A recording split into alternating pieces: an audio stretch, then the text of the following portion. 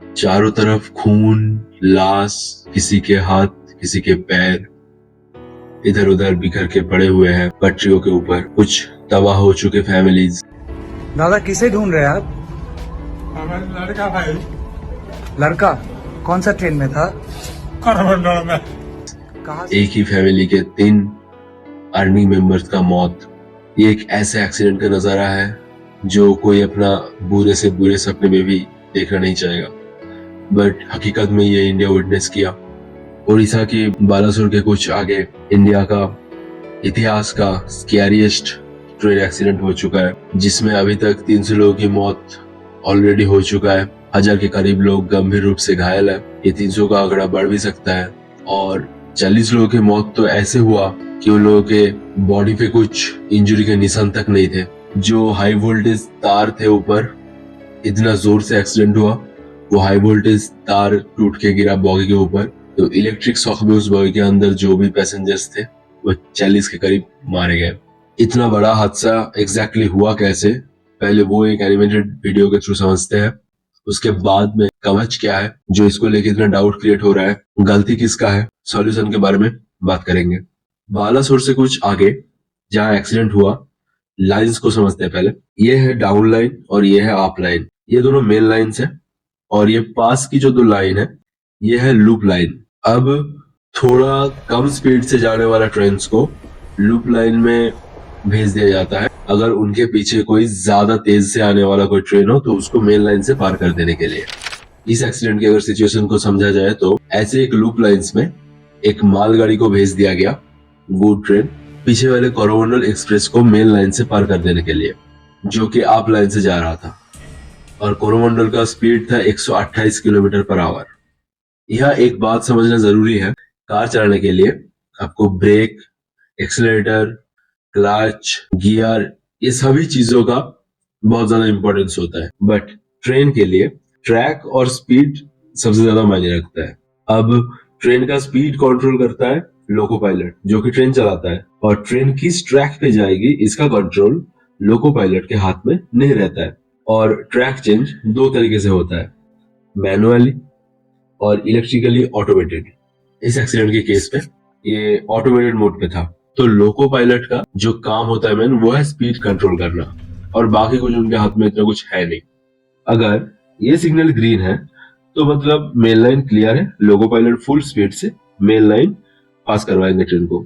अगर ये signal yellow है तो इसका मतलब आप लूप लाइन में आइए, पीछे वाले ज्यादा रफ्तार से चलने वाला ट्रेन को पास हो जाने दीजिए।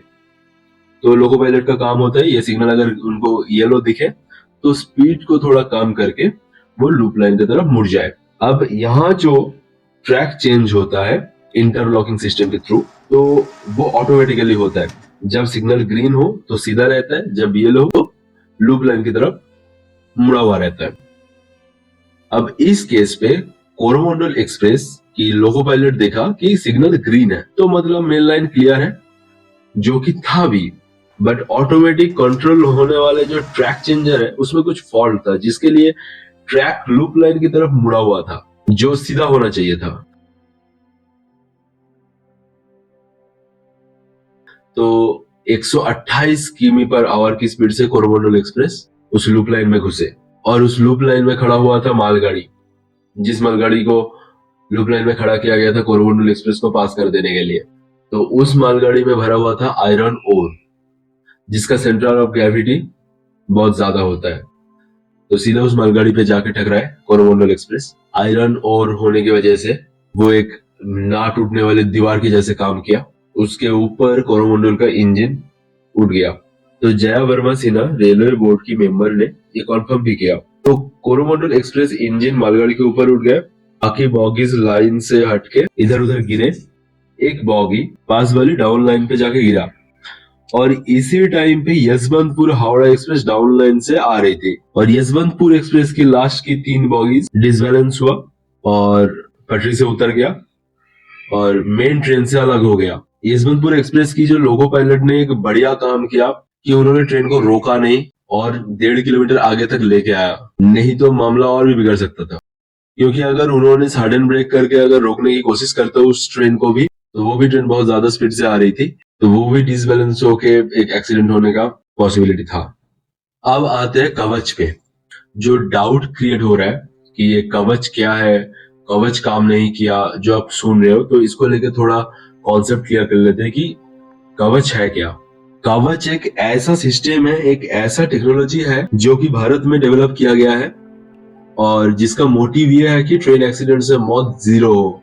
इस टेक्नोलॉजी का टेस्टिंग ऐसे हुई थी कि 2 ट्रेनों को सेम पटरी पे एक दूसरे की तरफ चलाई गई और ऑटोमेटिकली 40 मीटर दूर ही दोनों ट्रेन रुक गए। तो ये कवच ने इन दोनों ट्रेनों को 40 मीटर दूरी रोक दिया। आप कुछ नहीं कर रहे हैं, फिर भी गाड़ी अपने आप रुक रही है। देखिए अपने आप स्पीड कम हो रहा है और ये देखिए ये स्पीड दिखा रहा है इसमें कि इतने तक अलाउड है इसमें और अपने आप ब्रेक लग रहा है। आगे लाल सिग्नल है। तो इस बार कवच फेल क्यों हुआ? तो ये सिस्टम यहाँ अवेलेबल थी ही नहीं। ओनली 2% रेल लाइन नेटवर्क पे ये इंस्टॉल करवाया गया है। 68,000 किलोमीटर टोटल रेल रूट है, पर सिर्फ अभी तक 1,500 की करीब किलोमीटर कवर्ड है इससे। अब सवाल उठता है कवच क्यों 2% ही सिर्फ रेलवे ट्रैक पे इंस्टॉल किया हुआ है? तो बात यह है कि 2022 में ही कवच का डेवलपमेंट कंप्लीट हुआ है। तो एक ही साल में कैसे पॉसिबल होगा 68,000 किलोमीटर रेलवे ट्रैक्स पे बिछा देना ये टेक्नोलॉजी? और इसका इंस्टॉलेशन कॉस्ट है 1 किलोमीटर का 50 लाख रुपए। तो टोटल कॉस्ट होता है 34,000 करोड़। ट्रेन एक्सीडेंट्स की बात की जाए तो 2014 के बाद से जब एनडीए सरकार आई, उसके बाद से इंटरेस्टिंगली ट्रेन एक्सीडेंट से होने वाले मौत को सिग्निफिकेंटली कम किया गया है। जैसे 2001-2002 में 473 सीरियस एक्सीडेंट हुए थे ट्रेन के। 2010-11 में भी 141 एक्सीडेंट थे। इस साल सिर्फ 48 सीरियस एक्सीडेंट्स हुए हैं। अब ट्रेन एक्सीडेंट्स में जो मौत होते हैं लोगों की, तो उनका 70% से ज्यादा होती है अनमैन्ड रेलवे क्रॉसिंग को पार करते हुए या फिर ट्रेन से गिर जाने की वजह से। एनसीआरबी की रिपोर्ट से पता चलता है कि 2021 में टोटल 16,431 डेथ हुए थे ट्रेन एक्सीडेंट में।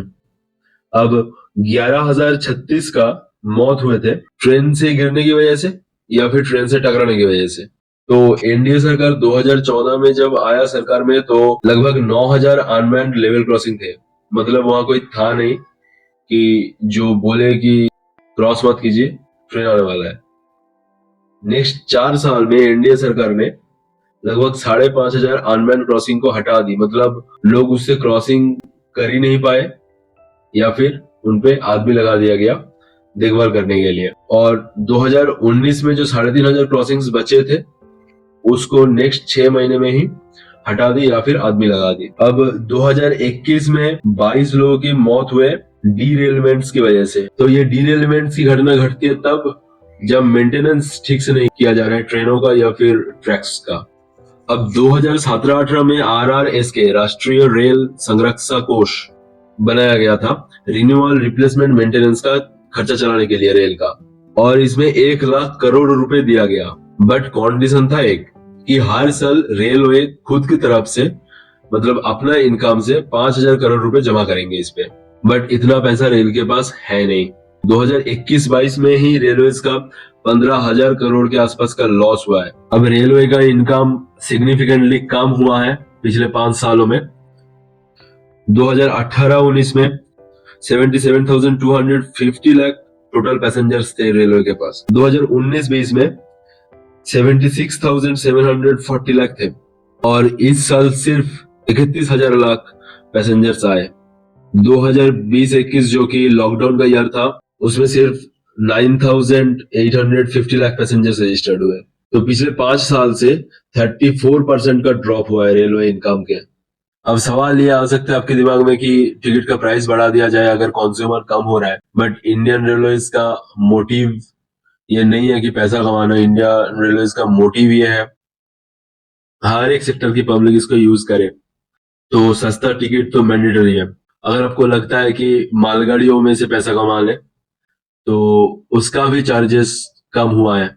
अब ये ट्रेन का पैसेंजर्स कम क्यों हो रहा है? क्योंकि लोगों के पास टाइम नहीं है एक्चुअली टाइम का वैल्यू बहुत बढ़ रहा है दिन ब दिन। प्राइवेट कार्स की संख्या सिग्निफिकेंटली इंक्रीज किया है या तो फिर फ्लाइट पसंद कर रहा है। इसीलिए कहीं ना कहीं वंदे भारत, बुलेट ट्रेन जैसे कॉन्सेप्ट्स का हमको जरूरत है। अब एक सवाल उठ रहा है, लोग सवाल उठा रहे हैं कि रेलवे मिनिस्टर रेजिग्नेशन क्यों नहीं दे रहा है। तो is it the solution? I don't think so, क्योंकि अश्विनी वैष्णव इंडियन पॉलिटिक्स की हिस्ट्री में कुछ ही लोगों में से एक है जिनका क्वालिफिकेशन देख के आपका दिमाग चकरा जाएगा। तो पब्लिक और प्राइवेट सेक्टर का जो ज्ञान है इनके पास, वो बहुत ही कम मंत्रियों के पास हमारे देश का है। अब देखते हैं कि जो लोग इनका रेजिग्नेशन मांग रहे हैं वो लोग भी पहले रेल मिनिस्टर्स रह चुके हैं। उन लोगों की अगर रिकॉर्ड की बात किया जाए तो ममता बनर्जी के टाइम पे जब रेलवे मिनिस्टर थे तब 54 कॉलिजन, 839 डिरेलमेंट और लगभग 1,500 मौत। नीतीश कुमार जब रेलवे मिनिस्टर थे तब 79 कॉलिजन, 1000 डिरेलमेंट्स और 1,500 के ऊपर मौत। लालू यादव के टाइम पे 51 कॉलिजन, 550 डिरेलमेंट्स और 1200 की करीब मौत। तो इन लोगों की रिकॉर्ड देखने के बाद लगता है कि एटलीस्ट ये लोग तो रेलवे मिनिस्टर की इस्तीफा देने की मांग ना ही करे तो बेहतर है। अब सॉल्यूशंस की बात की जाए तो इंडियन रेलवे के ऊपर इंडियन गवर्नमेंट को इन्वेस्ट करना चाहिए या फिर इंडियन रेलवे के ऊपर इन्वेस्टमेंट आना चाहिए। सिर्फ रेलवे की पैसों पे रेलवे को छोड़ देना सही नहीं रहेगा और रेलवे को ध्यान देना होगा बेसिक चीजों पे। पहले जो सेटअप है उसको संभालो, उसके बाद नया एड ऑन करना चाहिए। जैसे 2023-24 रेलवे कैपिटल एक्सपेंडिचर टारगेट था 2.6 लाख करोड़। इसमें 400 न्यू वंदे भारत एक्सप्रेस का भी एड ऑन इंक्लूडेड है। हम लोगों को वंदे भारत भी जरूरत है, बट पहले कवच जैसे सिस्टम्स का इंस्टॉल होना 100% रेलवे ट्रैक्स पे मैंडेटरी है। यात्रियों की सुरक्षा फर्स्ट प्रायोरिटी होना चाहिए।